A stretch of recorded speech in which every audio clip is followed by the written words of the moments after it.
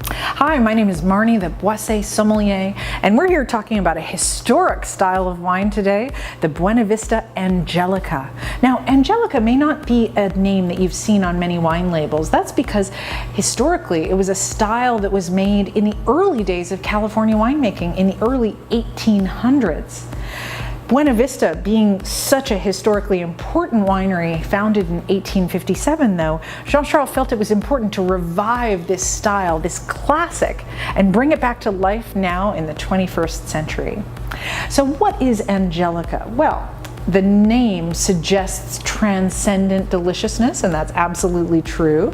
Angelica is a sweet dessert wine that's fortified, meaning that it is given extra alcohol content through the process of adding distilled spirit or grape brandy to a base of wine.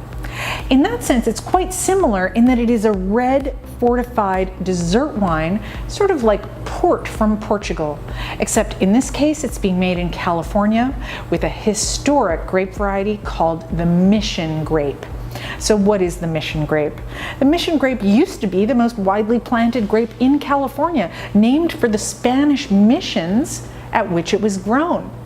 Remember, it was the Spanish missionaries that first planted European wine-oriented vinifera grapes in California as far back as the 1600s because they needed sacramental wine. And the grape they brought over from Spain, technically from the Canary Islands actually, is called Mission here in the Americas. It was widely planted through all of the territory of the conquistadores, from South America to North America, and it's a very thin-skinned red grape that made fairly pale red wines in terms of dry red wine styles, but where you could get more concentration, more extraction of color by making it into this more concentrated dessert wine style.